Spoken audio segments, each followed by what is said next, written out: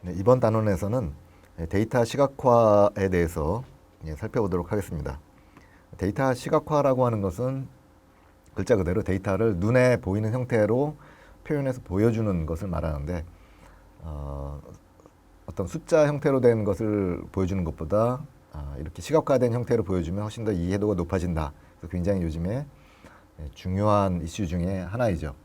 그래서 우리가 이미 그래프나 이런 몇 가지 간단한 것들을 그려봤는데 이 단원에서는 조금 더 이제 복잡한 형태의 어떤 뭐 그래프, 일종의 그래프죠. 그런 것들을 좀 몇 가지 배워보도록 할 텐데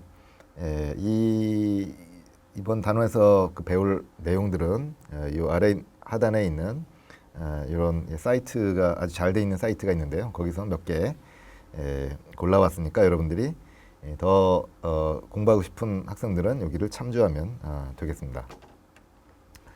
시각화의 중요성을 뭐 다시 말씀드리면 분석 결과를 숫자나 문자, 표로 제공하면 아무래도 이제 이해가 어렵습니다. 그리고 이제 데이터가 담고 있는 의미를 발견하기도 좀 어려운데 이제 보통 이제 인간은 어떤 시각을 통해서 어떤 정보 습득이 굉장히 이제 빠르게 또 많이 된다고 알려져 있죠. 그래서 분석 결과나 데이터를 그래프, 그림과 같은 시각적 도구를 사용해서 표현을 하면 정보 전달도 용이하고 또 이제 그래프를 보다 보면 숫자만 보면 잘 안 보이는 것들이 이렇게 많이 보이는 때가 있습니다. 어떤 이제 힌트나 영감을 얻어서 다른 이제 어떤 연구를 하거나 혹은 어떤 결정을 내리거나 그렇게 할 수가 있다는 거죠. 여기 보면 굉장히 이제 다양한 시각화의 예들이 나와 있는데 이런 것들 중에서 알아두면 유용한 몇 가지를 좀 보도록 하겠습니다. 첫 번째 살펴볼 것은 이제 소위 트리맵이라고 하는 건데요. 나무 지도라고 이렇게 부르죠. 나무 지도는 이제 데이터가 갖고 있는 계층 구조를 타일 모양으로 표현하는 것이 되겠습니다. 그래서 이제 타일은 계층적 속성을 가지고 있고 계층은 이제 컬러로 표현이 된다 이렇게 되어 있는데 일단 백문이 불여일견이라 일단은 결과치를 하나 이렇게 보고 이걸 어떻게 만드는지를 이렇게 살펴볼 텐데 이게 이제 파퓰레이션 이렇게 돼 있죠. 그래서 이 나무 지도에서 지금 여기 뭐 CHN, IND 이거는 다 나라들입니다. CHN이니까 이제 차이나겠죠. 그다음에 IND는 아마 인도일 것 같습니다. 이런 식으로 해서 이 각각의 이 사각형 박스는 나라들이다 이렇게 보면 되겠고요. 그러면은 지금 어떤 나라는 크고 어떤 나라는 작죠. 즉 이 나라의 면적이 나라의 파퓰레이션이니까 인구수네요. 인구수가 면적으로 표현이 된 겁니다. 그래서 인구가 많으면 면적이 넓게 표현이 되고요. 인구가 작으면 면적이 작게 표현이 되어 있습니다. 그래서 그렇게 되어 있고요. 그 다음에 여기 아시아, 아프리카 이렇게 된 거 보니까 이 굵은 사각형 있죠? 이 굵은 사각형이 대륙입니다. 그 안에 이제 나라들이 포진되어 있는 이런 계층 구조다 이제 그런 얘기죠. 그런 거고 그 다음에 나라 이름이 있고 그 다음에 인구가 면적으로 표현되어 있고 또 하나 뭐 있죠? 색깔이 들어가 있네요, 그죠? 색깔이 다르죠. 이 컬러는 뭐냐? 이 컬러는 여기 GNI 그래가지고 이제 국민 소득 이렇게 보면 되겠습니다. 그래서 이게 소득이 낮은 것부터 높은 순, 즉 초록색일수록 잘 사는 나라다. 뭐 이렇게 이해를 하면 되겠네요. 그래서 이제 이걸 이렇게 그려놓으면 뭘 할 수가 있냐? 우선은 이제 일단 면적을 보고서 인구수가 많은 나라들을 이렇게 금방 눈에 띄죠, 그렇죠? 중국, 뭐 인도 이런 나라들이 있고 우리가 잘 모르지만 이 중국하고 인도 인구를 합치면 전 세계 인구의 거의 3분의 1 가량 되는 것 같네요. 굉장히 많은 인구 수를 가지고 있고 남아메리카에서는 아마 브라질 같죠, 그렇죠? 브라질이 인구수가 많다. 뭐 그다음에 북아메리카에서는 미국의 인구가 굉장히 많죠. 그리고 우리가 면적은 캐나다가 더 넓은데 미국에 비해서 인구가 굉장히 적게 나타나 있는 것들을 볼 수가 있네요. 그래서 아마 이민을 많이 받아주는 것 같네요. 그래서 이런 식으로 면적을 보고 이제 그 인구가 많은 나라 적은 나라가 이렇게 눈에 그냥 딱 보인다는 거죠. 이렇게 숫자를 보지 않아도 예, 그런 장점이 있고 그다음에 색깔을 보면 아까 얘기한 것처럼 이제 진할수록 잘 사는 나라다 이렇게 있기 때문에 진한 나라가 잘 사는 나라입니다. 근데 이제 지금 아시아에서 지금 제일 잘 사는 나라가 지금 일본이네요, 그렇죠? 재팬. 그다음에 한국이 이제 그다음 정도를 따라가나요? 그리고 더 잘 사는 나라도 있는데 이게 어딜까요? 뭐 대만이나 싱가포르 뭐 이런 정도가 아닐까 싶은데 하여튼 이런 몇 나라 제외하고는 좀 잘 전반적으로는 그닥 잘 사는 나라들이 안 보이고 유럽은 보면 예, 이 색깔이 진하죠 대부분. 그래서 대부분 잘 산다 이런 것들을 좀 보게 되고 예, 이 남아메리카에서는 잘 사는 나라가 이게 어딘지 모르겠습니다. 유일하게 하나 있는 것 같은데 나머지는 다 잘 못 사는 것 같죠. 아프리카를 보면 그죠? 아프리카를 보면은 그냥 이 초록색에 가까운 나라가 하나도 없습니다. 예, 그래서 이런 거를 보면 어떤 전 세계 나라들에 대해서 이렇게 인구와 그다음에 소득 이런 정도를 갖다가 이렇게 그냥 쭉 보고 있으면 쫙 보인다는 거죠. 그래서 이제 굉장히 유용한데 이런 트리맵을 예, 만들어 볼 텐데 우선은 이 트리맵 함수를 쓰려면 트리맵이라고 하는 패키지를 설치를 해야 됩니다. 그래서 패키지는 어떤 함수가 여러 어떤 작업을 위해서 어떤 비슷한 기능을 하는 함수들을 이렇게 모아놓은 꾸러미 이게 이제 패키지인데 이거를 설치를 해야 그 안에 들어있는 트리맵 함수를 쓸 수 있는 거고요. 실습에 사용할 데이터셋은 GNI 2014라고 하는 데이터셋인데 이건 트리맵을 설치하면 여기 딸려오는 데이터가 되겠습니다. 그래서 2014년도에 아마 그 인구하고 그 소득 데이터가 들어있는 것 같습니다. 1인당 소득 데이터가 들어있고요. 그다음에 이제 국가는 이제 대륙으로 그룹핑되어 있고요. 그다음에 이제 국가 정보는 이제 파플레이션하고 GNI 이거 두 개를 이용하는데 그래서 GNI 2014를 보면 여기에 이제 국가 코드가 나옵니다. BMU, NOR 뭐 이런 식으로. 그다음에 이게 어떤 나라다 이런 설명이 나오고 그 BMU는 버뮤다 이렇게 되네요. 그다음에 대륙은 노스 아메리카에 있다. 그다음에 인구는 67,837명. 그다음에 소득은 106140이다. 이런 데이터가 들어있는데 이걸 가지고서 트리맵을 그린다 그런 거고요. 그래서 트리맵을 패키지를 설치한 다음에 그거를 이제 사용하려면 라이브러리 이런 이제 함수를 써서 이거를 불러와야 됩니다. 그래야 이 안에 있는 함수 사용 가능하고요. 그 다음에 이제 데이터를 GNI 2014라는 데이터를 내가 쓰겠다는 의미로 데이터라는 함수를 불러줍니다. 그 다음에 str은 이 데이터에 대한 기본적인 정보를 보는 거죠. 그리고 이제 여기가 중요하죠. 트리맵 해가지고 이제 그리는 부분인데 대상 데이터는 GNI 2014다. 그 다음에 인덱스는 해가지고 이렇게 나온 게 뭐냐면 이게 여기에서 요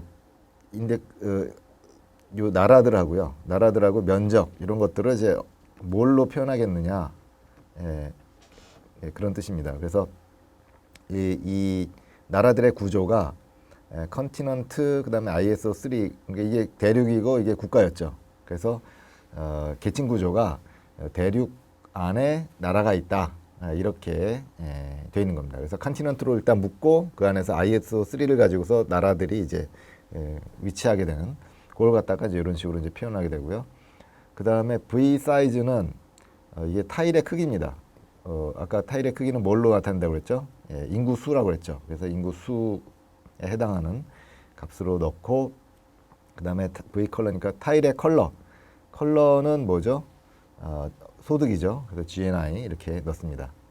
그 다음에 이제 타입은 뭐 이건 그냥 늘 이렇게 한다 보면 되겠습니다. 타입을 아까 컬러를 주는데 컬러를 뭐 이런 식으로 하면 자동으로 저희가 이제 알아서 적당한 컬러를 이렇게 잡게 되고요.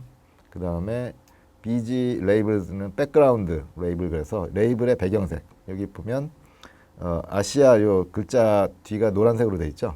그거를 설정을 해준 겁니다. 그래서 이제 이렇게 해주면 그냥 결과가 이렇게 그려집니다. 그래서 이거를 같이 따라서 해보도록 하겠습니다. 트리맵을 그리기 위해서 일단 트리맵 패키지를 설치를 해야 되는데요. 패키지 설치에는 여러 가지 방법이 있습니다만 일단 여기서는 명령어를 통해서 install.package라고 하는 명령이 있거든요. 이걸 통해서도 패키지를 설치할 수 있습니다. 그래서 이번에는 이 명령어를 사용하는 설치를 해보도록 하겠습니다. 그러면 데이터가 받아서 설치를 하고 있고요. 이 패키지는 이제 크기에 따라서 어떤 거는 시간이 오래 걸리는 것도 있고 어떤 거는 금방 패키지 설치가 이제 끝나는 뭐 그런 것들도 있습니다. 그래서 보니까 메시지들을 보니까 정상적으로 지금 설치가 돼서 설치된 것들을 지금 체크하고 있고요. 아직까지는 이상이 없습니다.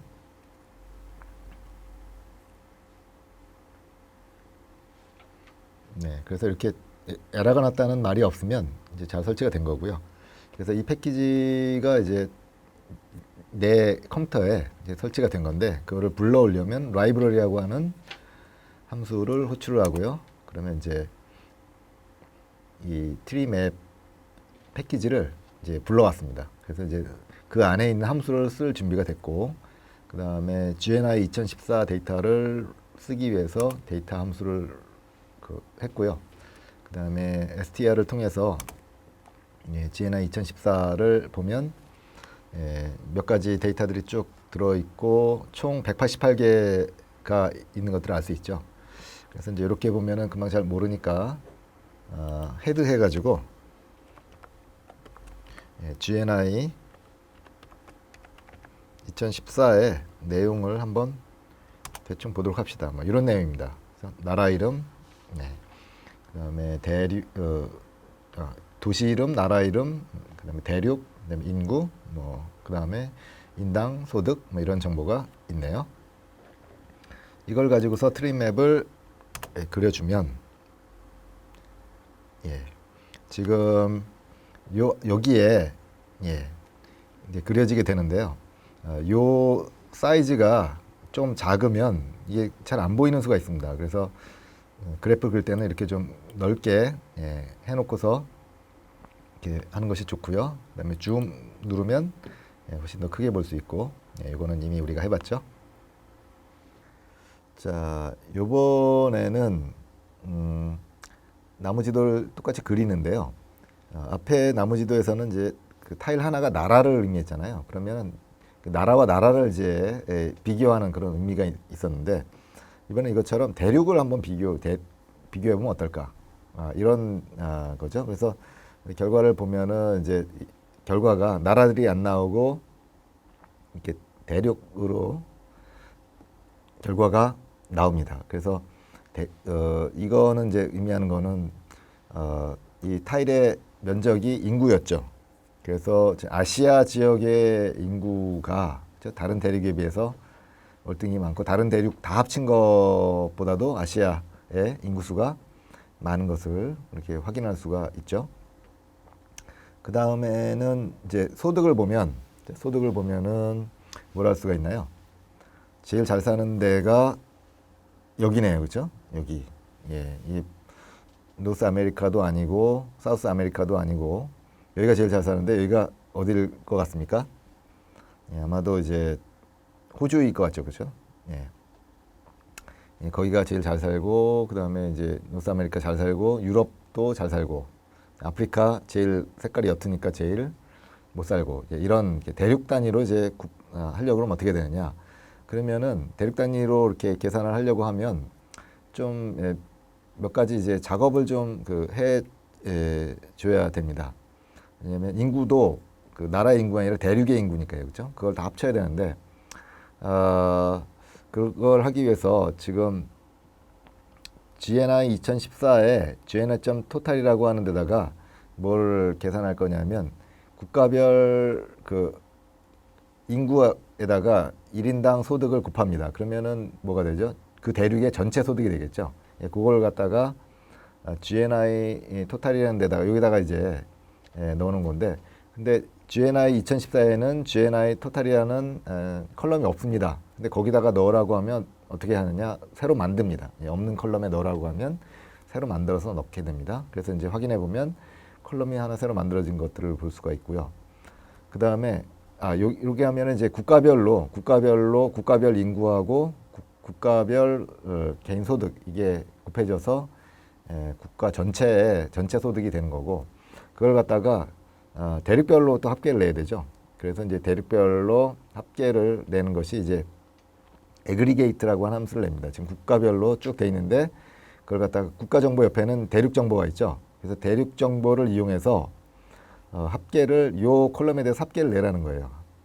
합계를 내는데 합계인지를 어떻게 하냐? 썸이라고 했기 때문에 그렇습니다. 그래서 이렇게 하면 어떤 데이터에서 그룹 A에서 나머지 값들을 합계를 내는 집계하는 그런 함수가 되겠습니다. 그러면 여기에 대륙별로 국민 총소득하고 기타 뭐 인구나 이런 정보가 들어가게 되죠. 그 다음에 대륙별 합계를 대륙의 인구수로 나눠야지 그 1인당 소득이 되죠. 그래서 이제 이게 이제 그거 하는 겁니다. 이거는 이제 1인당 소득이 됩니다. 대륙의 1인당 소득이죠. 거기에다가 이제 전체 대륙의 소득을 전체 대륙의 인구로 나누면 그게 이제 1인당 소득이 되고요. 이걸 그래서 이제 그 GNI 2014.A 요 대륙에 대한 정보가 들어있는 요 데이터를 가지고서 그리는 겁니다. 그러면 인덱스는 이번에는 대륙 나라 이렇게 정해지지 않죠. 이게 대륙 하나입니다. 이 그룹.1이 이제 대륙이고요.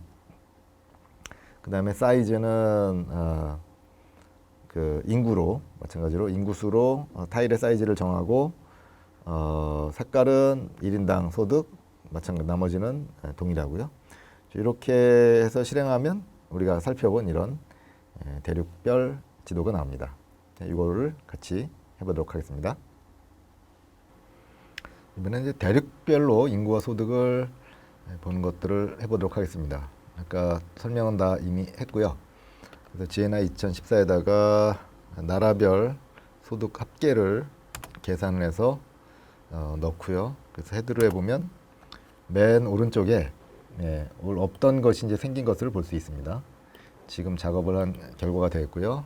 여기에다가 대륙별로 이제 합계를 냅니다. 대륙별로 집계를 내는데 그럼 어떻게 집계가 됐냐 이것을 이렇게 보면 이런 식으로 됐습니다. 이 그룹.1이라고 되어 있는 게 이제 대륙 이름이 됐고요. 왜냐하면 대륙 이름으로 집계를 했기 때문에 그렇습니다. 그 다음에 이제 population, GNI total 이런 값들이 집계가 된 것들을 볼 수 있겠고, 그 다음에 이거를 대륙 합계를 인구수로 나눠서 대륙의 1인당 소득으로 계산을 해주면 이 경우도 마찬가지로 여기 하나가 더 추가가 됐죠. 하나가 더 인당 소득까지 하나가 더 추가가 된 상태입니다. 그래서 이 상태에서 이걸 가지고 트리맵을 그리게 됩니다. 그러면 이렇게 국가별로 트리맵이 그려지죠. 이 연습 문제 여러분이 해보도록 하겠고요. 두 번째로 살펴본 것은 이제 버블 차트인데요. 이거는 산점도 비슷합니다. 산점도는 이제 두 개의 변수 간의 이제 상관관계를 이제 표시를 하는데, 이 버블 차트는 산점도 위에다가 정보를 하나 더 추가한 거예요. 그래서 이제 요걸 보면은 지금 5, 33, 뭐 35, 45 이렇게 있는데 요 번호는 미국에 있는 주의 번호라고 생각하면 되겠습니다. 4번 주, 뭐 11번 주가 이제 뭔지는 모르겠지만 각 미국의 주에 해당하는 거고요.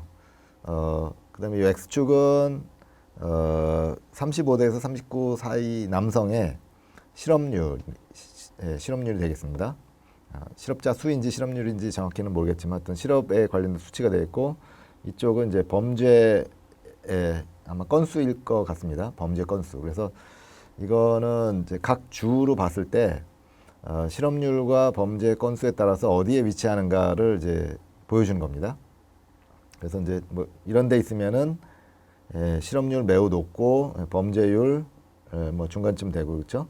여기 같은 경우에는 실업률은 중간쯤 되는데 범죄 건수가 매우 높네요. 이제 그런 식으로 두 개의 변수 사이에 관계를 보여준 건데 여기다가 위에 이제 동그라미가 있죠. 이게 이제 새로운 정보를 하나 더 얹을 수 있다는 얘기죠. 이 동그라미가 이제 뭔지는 뭐 여러 가지로 이렇게 표시할 수 있겠는데 이 여기에 보면 이제 원의 넓이는 인구수라고 되어 있네요. 그래서 이제 인구가 많냐 적냐를 요 두 개의 값이 만나는 이 지점에다가 원의 크기로 나타냈다 이제 그런 얘기입니다. 그래서 원의 크기가 크면 지금 요 주가 해당하는 주가 인구가 많다 이런 것들을 보여주는 거고요.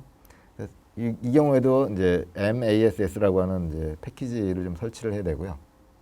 그 실습에 사용할 데이터셋은 여기에 들어있는 이제 US 크라임이라고 하는 미국의 이제 주별로 어떤 정보가 들어있는 이제 그런 데이터셋인데 여기에 보면은 PO 뭐 굉장히 많은 데이터가 있는데 여기서 이제 이 POP가 이제 인구 수가 되어 있고요. 그다음에 실업률이 이제 U2가 이제 35에서 39세 실업률 이렇게 되어 있다고 합니다. 그다음에 Y라는 데에 범죄율이 들어 있습니다. 그래서 이 세 가지의 정보를 하나의 이제 2차원 산점도 위에다가 이제 표시를 하는 게 되겠고, 그래서 이제 하는 방법은 일단 여기에 얘를 불러와야 되겠죠. 데이터를 이용하기 위해서 헤드하고요. 그 다음에 여기에 원이 있는데요, 그렇죠? 원 각각의 주의 그 원으로 주의 인구를 원으로 표시할 텐데 요게 이제 그 원의 크기 정보를 이제 담고 있는 겁니다. 근데 여기 보니까 US 크라임의 파퓰레이션 인구를 루트를 씌웠습니다. 그거는 이제 여기에 있는 숫자대로 그 원의 사이즈가 정해지는데 이 숫자대로 하니까 너무 원이 커져요. 그래서 이제 원의 크기를 줄이기 위해서 이제 루트를 씌워서 좀 팍 줄인 거죠. 그래도 원이 그래 보니까 크다 그러면 또 이제 뭐 나누기 2를 하든지 뭐 해서 더 줄이면 됩니다. 그래서 전 원의 크기를 지정해 놓고 그 다음에 이 심볼 이 심볼이 일단 이 X 지금 우리가 본 바와 같은 요 버블 차트를 이제 그리는 명령이 되겠는데 일단은 맨 처음에 있는 주어지는 값이 원의 X좌표입니다. X좌표 값. 그 다음에 두 번째 주어지는 것이 Y좌표 값. 이게 이제 범죄율. 그 다음에 첫 번째가 실업률이죠. 그 다음에 세 번째에 이제 서클은 레디우스 그래가지고 원의 크기는 뭘로 해주겠냐? 레디우스에다 우리가 값을 넣어놓은 거죠. 이렇게 돼 있고 그 다음에 인치는 그래서 0.4 그러니까 원의 크기 이것도 이제 조절할 수 있는 값인데 이 레디우스 값이 뭐 그래도 좀 크다 그러면 여기서 좀 수치를 조절하면 크기가 좀 조절될 수 있고요. 그 다음에 FG는 이제 원의 테두리, 그 다음에 BG는 이제 원의 바탕색, 그 다음에 LWD니까 원의 테두리선 두께 이런 거는 외울 필요는 없고요. 여러분이 이제 이런 예제를 어디다 저장하고 있으면 필요할 때 이걸 그대로 갖다가 필요한 부분만 고치면 됩니다. 그래서 이제 외우려고 하실 필요는 없고 그 다음에 X축의 레이블, Y축의 레이블, 그 다음에 메인 타이틀 뭐 이렇게 우리가 많이 봤던 거죠. 이게 이제 그리는 거고요. 그 다음에 이 텍스트라고 하는 명령은 이 버블 차트 위에다가 글씨를 쓰는 겁니다. 글씨를. 그래서 이제 뭐 어떤 글씨를 쓰나 봤더니 일단은 첫 번째, 두 번째는 글씨가 출력될 위치고요. 근데 요거를 보면은 똑같죠. 여기랑 위에랑 똑같죠. 그래서 실제 어떤 주에 해당하는 그 중앙 지점을 똑같이 거기다가 이제 텍스트를 쓰겠다는 거고요. 그 다음에 출력할 텍스트는 1부터 US 크라임이라는 데이터셋의 행의 번호죠. 그냥 일련 번호를 붙이겠다는 거예요. 어떤 주인지는 잘 모르겠고 그 다음에 폰트의 크기, 폰트의 컬러 이렇게 해가지고 그림을 그리게 되면 이와 같은 버블 차트가 그려지게 됩니다. 이거를 같이 해보도록 할까요? 자, 버블 차트를 해볼 텐데 이 경우에도 MASS라고 하는 패키지가 필요한데 아까는 설치를 할 때 install.package라고 하는 명령을 썼는데 패키지에 가서 인스톨 이렇게 눌러보면 여기에서 원하는 것을 찾을 수 있는 거죠. MASS 그러면은 여기 이미 나왔죠. 그래서 이거를 선택을 하고 인스톨을 누르면 명령어를 실행한 것과 똑같은 과정을 거치게 됩니다. 그래서 이 경우는 작은지 금방 설치가 됐네요. 이렇게 설치가 됐고, 그래서 MASS를 호출을 하고요. 이걸 사용하기 위해서. 그 다음에 거기에 이제 US 크라임이라고 하는 우리가 이용하려는 데이터셋이 있는데, 이런 데이터의 내용이 들어있는 것들을 확인할 수 있고, 원의 반지름 정보를 저장을 하고, 그 다음에 버블 차트를 그리고요. 그럼 이거 보면은 아직 그 위에 텍스트가 하나도 없죠. 그래서 텍스트라는 함수를 호출해서 위에다가 주의 그 번호에 해당하는 값들을 출력을 합니다. 그러면 이와 같은 그래프가 완성이 되겠습니다. 연습 문제는 여러분이 또 각자 하도록 하겠고요. 자, 세 번째로 살펴볼 것은 이제 다중 상자 그림이 되겠습니다. 상자 그림은 이제 우리가 이미 해봤습니다. 해봤는데 이거는 좀 더 이제 좀 멋있게 좀 그려보려고 하는데, 이 박스 플롯은 기본적으로는 벡터 형태, 즉 변수가 하나인 경우에 거기에 들어있는 값들의 분포를 보는데 아주 좋다고 그랬죠. 그런데 그 자료가 어떤 묶음 혹은 그룹에 의해서 그룹을 알 수 있으면 어떤 뭐 아니면 키에 대한 데이터가 들어있는데 이게 각각의 데이터가 예를 들면 남학생인지 여학생인지를 알 수 있다 그러면은 남학생별로 그려보고 여학생별로 그려보고 이렇게 해서 비교하고 그런 게 가능하다는 얘기죠. 그래서 그런 그룹 간 비교를 할 때 박스 플롯이 굉장히 유용하다, 이제 그런 얘기고요. 여기에 이제 그런 예가 나와 있는데요. 여기에 보면은 그 우리나라 18대 국회의원 선거구의 선거인 수 분포를 보여줍니다. 그래서 지자체가 쭉 다 나와 있고요. 광역시 포함해가지고.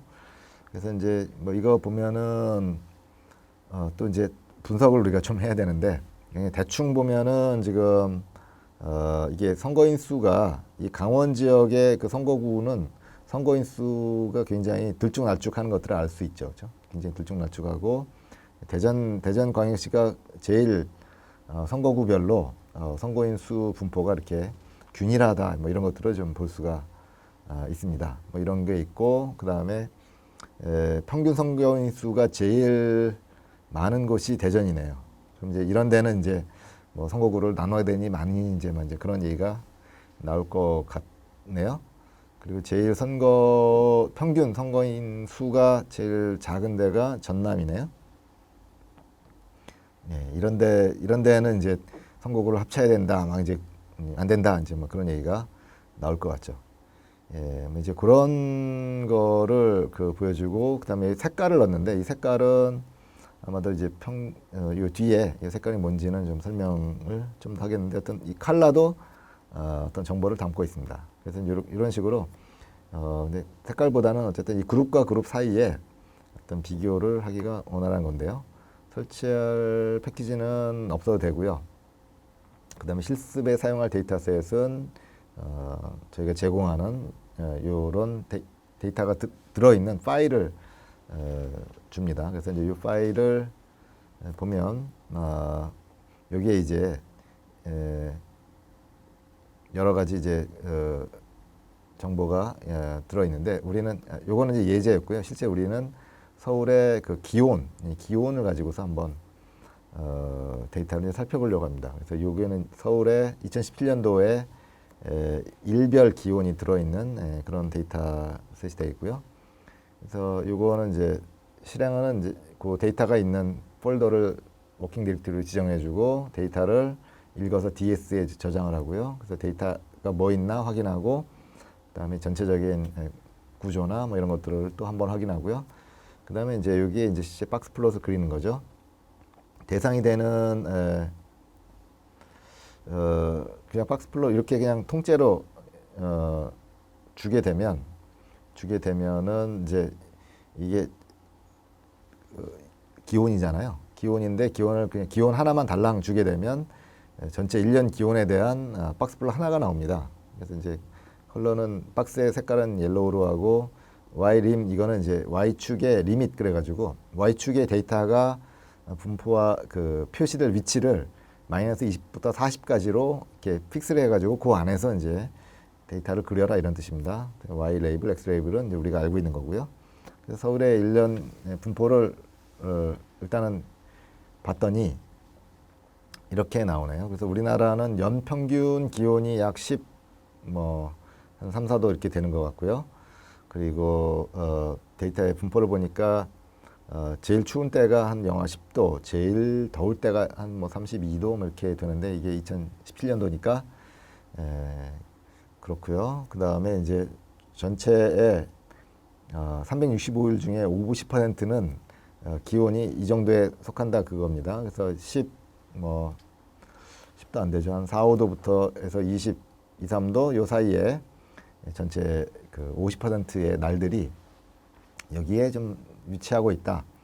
이런 것들을 볼 수가 있습니다. 그래서 이제 일단 요거 하나 그려보고 좀 복잡한 걸 해보도록 할까요? 네, 박스 플롯을 그릴 텐데 서울의 연중 기온, 2017년도 기온을 데이터를 가져오기 위해서 일괄 데이터 파일이 있는 위치를 지정을 하고 데이터를 읽어오겠습니다.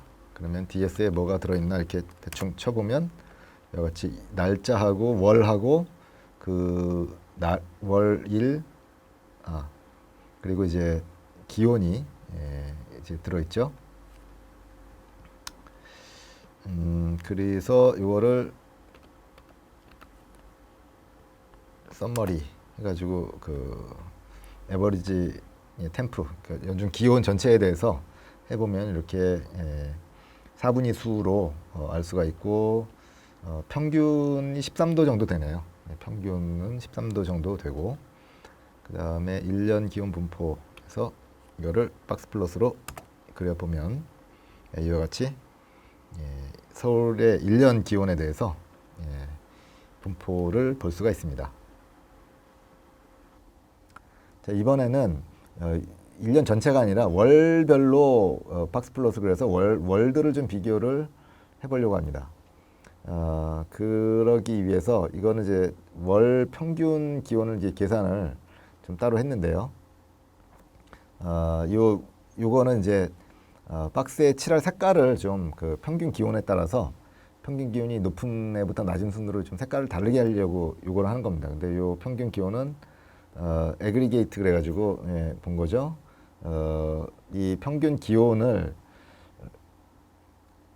우리가 이제 집계를 내는데 기준은 월별로 월을 기준으로 해서 집계를 내는데 중앙값으로 했네요. 중앙값으로 해서 월별로 중앙값들을 좀 구해달라 그런 게 되겠습니다. 그래서 그 결과가 이제 여기에 저장이 되고 이거를 이제 내림차순으로 했는데 이제 색깔의 진하기를 이제 고르기 위해서 그렇습니다. 그래서 월별로 이제 랭크는 이제 순서를 정하는 거예요. 그래서 마이너스를 붙였으니까 작은 애가 그 기온이 낮은 달이 더 커지겠네요. 그렇죠? 마이너스를 붙였으니까. 그래서 이제 기온이 낮은 달부터 큰 달 순으로 그 랭킹을 매겨가지고 이제 여기에 뭐 1월 달은 랭킹이 몇이냐 뭐 이런 식으로 데이터가 들어있는 거고요. 그 다음에 이제 월별로 기온 분포를 그리려면 이제 월별로 그죠? 월별로 기온을 표시를 해봐라. 그러면 이제 박스 플롯이 월별로 쫙 그려지게 되고 이 데이터는 DS에 들어있는 것이다.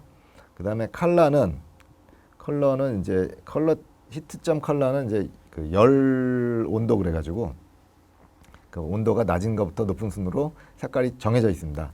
거기서 이제 컬러를 뽑아 오는데 여기에 아까 순서를 정해놨죠. 월별로.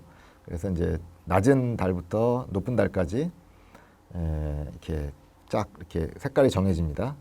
그리고 이제 이거는 이제 아까 설명을 했고요. 메인은 이제 월 평균 분포 이렇게 해서 그리게 됩니다. 그러면 이와 같은 분포가 그려지는데 이렇게 보면은 뭐 우리가 그냥 추측할 수 있는 그런 수준으로 나오죠. 이렇게 1월부터 시작해가지고 이렇게 계속 이제 온도 기온이 쭉 높아졌다가 7, 8월에 이제 정점을 찍고 이렇게 쭉 내려가는 형태로 되어 있는데 여기서 이제 조금 더 이제 보면 이 박스에 이 분포가 7월에 기온 변화가 별로 없다고 하는 것들을 알 수 있죠, 그렇죠? 예, 그래서 7월에는 기온이 들쭉날쭉한 것이 그렇게 없다 이런 것들을 보여주게 되는데 8월은 기온은 상당히 이제 뭐 높은 부분이 있는데 8월만 해도 이제 굉장히 뭐 20도 이하로 떨어지는 날도 생기고 그죠? 예, 이런 이제 기온의 변화가 좀 심한 달인 것을 이제 확인할 수 있습니다. 기온 변화가 제일 큰 달은 아마 11월, 예, 11월 달은 막 굉장히 추운 날, 영하로 떨어지는 날부터 시작해가지고 뭐 10도 이상 이렇게까지 굉장히 넓게 분포하죠. 1월도 마찬가지네요. 1월도 예, 굉장히 이렇게 기온이 심한데 우리나라 이제 사만사온 그래가지고 막 춥다가 이렇게 막 또 덥다가 예, 그렇잖아요. 그래서 이렇게 기온 변화가 좀 심한 이런 것들을 볼 수 있습니다. 그리고 지금 온도가 올라갈수록 색깔이 빨간색에 가깝죠. 그리고 기온이 떨어질수록 노란색에 가까운데 이게 이제 히트 열 온도 그래가지고 아까 그 열의 어떤 온도에 따라서 이제 색깔을 이렇게 흰색부터 빨간색까지 이렇게 해놨습니다. 그래서 이렇게 딱 보면은 색깔 보면은 이제 온도가 높아지는 것들을 눈으로 바로 볼 수 있게 하기 위해서 그렇게 해놓은 거죠. 그래서 이제 이런 상자 그림을 또 같이 그려보도록 하겠습니다. 월별로 박스 플롯을 그리기 위해서 월별 평균 기온을 좀 계산할 필요가 있습니다. 그래서 월별 평균 기온을 계산해 보면 월별로는 평균이 어떻게 될까요? 이렇게 나옵니다. 1부터 12까지 있는데 1이 1월이고 12가 12월입니다. 그래서 쭉 월별 평균이 있고 요거를 가지고서 색깔을 칠하는 데 쓴다고 그랬죠. 그래서 각 월별로 이렇게 순위를 마이너스 붙인 값에 순위를 해보면 ODR을 해보면 이런 식으로 맨 앞에 있는 게 1월이고 맨 뒤에 있는 게 이제 11월 이런 식으로 결과가 나오고요. 그 다음에 이걸 가지고서 이제 박스 플롯을 그려보도록 하겠습니다. 그려보면 이와 같은 식으로 우리가 본 그런 박스 플롯이 그려지겠습니다. 연습 문제는 또 여러분이 각자 하도록 하겠고요. 네 번째로 살펴볼 것은 이제 모자이크 플롯인데요. 모자이크 플롯은 이게 보는 것처럼 아까 트리맵하고 좀 비슷해 보이죠? 이것도 데이터를 이 사각형 격자로 이제 표현을 한 그런 그래프가 되겠는데요. 이렇게 그려보면 요거는 이제 어떤 식으로 이제 표현이 되는지 예를 그냥 설명하는 것이 좋을 것 같네요. 이거는 이제 UC 버클리 대학원의 이제 입시 통계를 이렇게 이제 표현해 준 건데 여기 보니까 X축으로는 성별, Y축으로는 이제 합격된 어떤 비율 이걸 갖다가 나타냅니다. 리젝트는 이제 여기 떨어진 거고요. 여기는 이제 어드미트는 합격된 그런 경우가 되겠습니다. 그래서 성별에서 왼쪽이 남성, 오른쪽이 여성 이렇게 되어 있습니다. 그럼 이거는 이제 어떻게 해석하냐면 굉장히 다양하게 해석을 할 수 있는데요. 자, 일단은 이렇게 묶어서 보면 이 면적이 의미하는 바가 이제 숫자거든요. 그래서 그냥 이렇게 남성 이렇게 면적 묶어보고 여성 면적 묶어보세요. 그러면 이 면적이 의미하는 바는 전체 그 버클리 지원자 중에서 남성과 여성의 비율을 알 수 있는 겁니다. 남성 쪽의 면적이 더 넓죠. 그 얘기는 남성 지원자가 더 많다는 얘기예요. 거의 1.5배는 되는 것 같네요. 그런 정보를 보여준다는 겁니다. 근데 이번에는 세로로 잘라가지고 이렇게 이런 식으로 자르면 이게 어떻게 되죠? 위의 면적을 의미하는 바는 뭐죠? 합격자죠. 아래는 불합격자죠. 즉 합격생과 불합격생의 비율을 우리가 대충 눈으로 볼 수 있는 겁니다. 그러니까 보기 어떤가요? 합격자가 전체 지원자의 절반이 안 되는 것 같죠. 50%가 안 되는 것 같습니다. 한 40% 정도 될 건, 될 것 같은데. 그래서 이제 합격자와 불합격자의 비율을 이렇게 묶어서 보면 또 알 수가 있고, 남성만 보면 자, 남성만 보면 이거 남성 중에서 합격자와 불합격자의 비율이죠. 이렇게 보면 여성 중에서 합격자와 불합격자의 비율이죠. 근데 이걸 보면 뭘 할 수 있죠? 남성 합격자의 비율이 여성 합격자의 비율에 비해서 더 높다는 걸 알 수 있죠. 여성들은 매우 이 합격률이 적잖아요. 그래서 이제 이것 때문에 이제 이게 혹시 여성 차별 이런 것들이 있는 것이 아닌가 그래가지고 진짜 조사에 들어갔었습니다. 근데 이제 결국 이제 조사 결과 이건 약간 통계적인 어떤 착시다 이제 뭐 그렇게 밝혀져서 뭐 지나가긴 했습니다만 하여튼 이런 식으로 남성 지원자 중에 합격자하고 여성 지원자 중에 합격자의 비율이 상당히 많이 차이가 난다 이런 것들을 좀 확인할 수 있다는 거죠. 그래서 그냥 뭐 박스 4개인 것 같은데 이걸 이제 어떻게 보느냐에 따라서 우리가 굉장히 다양하게 해석이 가능하다는 겁니다.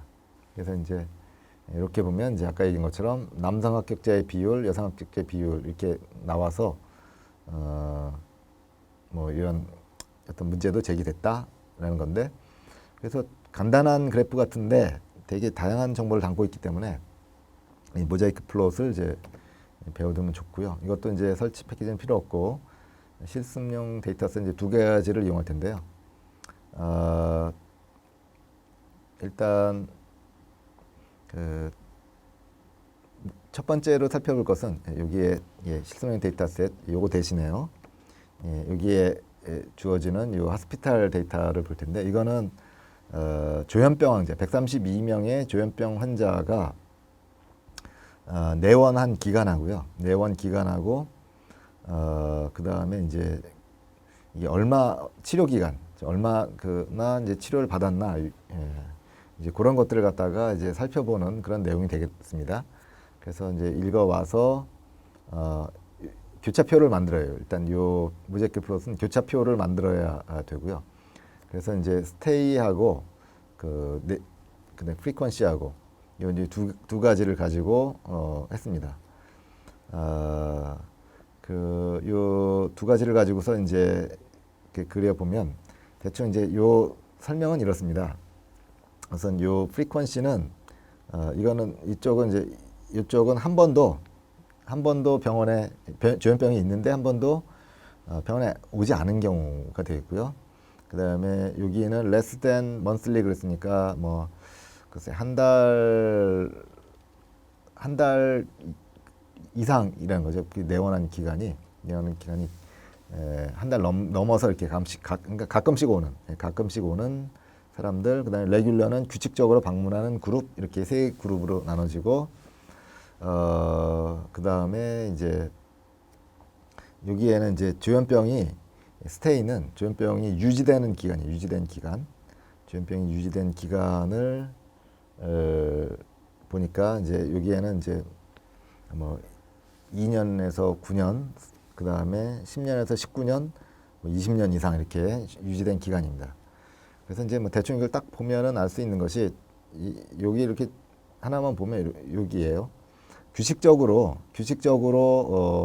방문하는 그룹의 경우에는 2년에서 9년 안에 이렇게 완치되는 비율이 되게 높죠, 그렇죠? 그 반대로 한 번도 방문 안 한 경우에는 전체 대비 조현병이 이제 2년에서 9년 사이에 고쳐지는 경우가 별로 없죠. 나머지는 10년, 19년이나 심지어는 20년 이상 계속 가고 있는 것들을 볼 수 있습니다. 그래서 쭉 보면 그냥 금방 오는 느낌은 뭐죠? 병원에 규칙적으로 가니까 당연히 이제 그 병 치료가 빨리 되는 거죠. 그런 것들을 시각적으로 확인할 수가 있는 것입니다. 그래서 여기에 이제 색깔을 조금 넣어서 이렇게 해보면 이와 같이 조금 더 예쁘게 볼 수가 있겠죠. 그래서 요거를 같이 이제 그려보도록 하겠습니다. 모자이크 플롯을 같이 그려볼까요? 데이터를 가져오겠습니다. 가져와서 어떻게 되어 있나 이렇게 보면 이런 식으로 되어 있습니다. 이런 식으로 범주형 데이터로 되어 있는데요.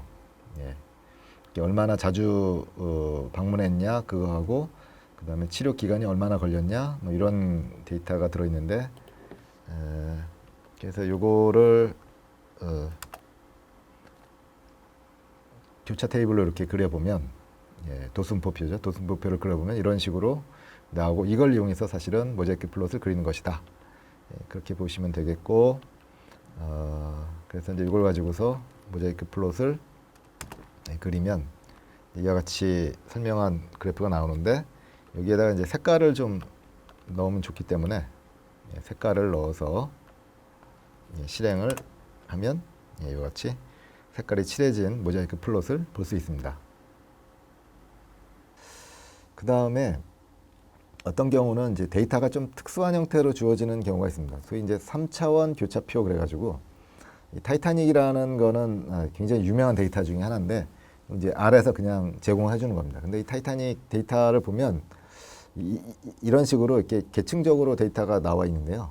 대충 이제 의미는 이거예요. 여기 타이타닉에는 우선 그 나이하고요, 나이대하고, 그 다음에 이게 생존했냐 안 했냐, 그 다음에 성별, 그 다음에 이제 몇 등간에 탔냐, 1등간, 2등간, 3등간, 그 다음에 크루는 이제 승무원들이죠.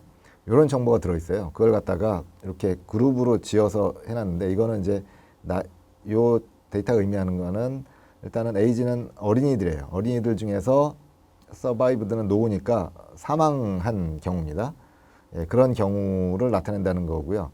그 다음에 사망한 어린이들을 대상으로 봤을 때 성별로 나누고, 그 다음에 몇 등간에 탔나, 이런 것들을 본 겁니다. 근데 딱 보니까 사망한 아이들은 다 3등간에 탔네요. 뭐 그런 정보를 볼 수 있는데, 이렇게 이제 이런 걸 3차원 교차표라고 하는데, 이걸 가지고서 그냥 모자이크 플롯을 그리면 간단합니다. 이렇게 타이타닉 컬러를 주라 그거고, 이제 오픈은 O는 블락, 여기 간격 있죠. 이 간격을 조절하라, 이런 얘기입니다. 그래서 이거를 이제 색깔을 줘서 좀 그리게 되면 이와 같이 이제 나오게 되는데, 여기서 이제 색깔이 빨간색은 사망이고요, 연두색은 노른자입니다. 그래서 요거를 좀 확대하면 이런 모습이 되겠는데, 자, 노란색이 이제 생존자라고 했죠.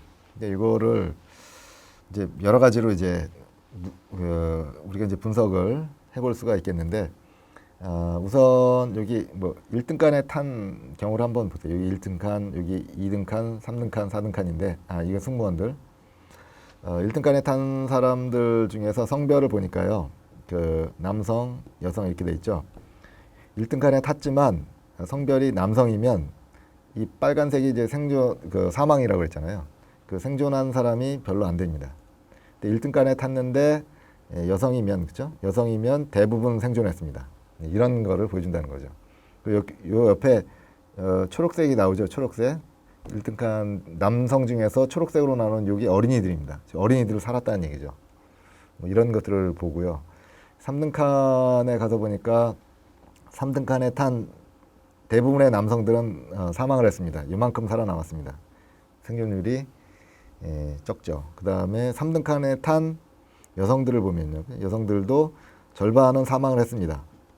그래서 1등칸에 탄 여성들은 대부분 살았습니다. 그러니까 이런 걸 보면 1등칸에 탄 사람들이 많이 살아남았네요. 좀 많이 살아남았는데, 승무원의 경우는 그 남성 승무원들은 사망률이 무지 높고, 여기가 여성 승무원인데 여성 승무원들은 또 대부분 살은 것 같습니다. 그래서 전반적으로 보면 이 타이타닉에서 살아남으려면 우선은 그 여자나 아이여야 되고, 그 다음에 1등칸이나 이런데 탄 사람들이 많이 살아남았다, 이런 것들을 보여줍니다. 그러니까 이런 걸 보면은 이제 뭐 남성들이 뭐 힘이 없어서 이렇게 다 거의 대부분 죽은 거는 아니겠죠, 그렇죠? 여자나 아이들한테 양보를 해가지고 이런 결과가 나온 거죠. 그래서 뭐 하여튼 뭐 그런저런 것들을 우리가 이렇게 모자이크 플롯을 보면서 우리가 알 수가 있는 거죠. 자, 이거를 같이 해보도록 할까요? 타이타닉 데이터 가지고서 한번 해볼까요? 타이타닉 데이터는 일단은 데이터를 보여드리는 것처럼 이런 식으로 되어 있습니다. 그래서 이렇게 되어 있고 이런 것을 가지고서 그리게 되면 이런 그래프를 보게 됩니다. 이거에 대한 설명은 앞에서 미리 했었죠. 연습 문제는 또 여러분이 각자 해보는 걸로 그렇게 하겠습니다.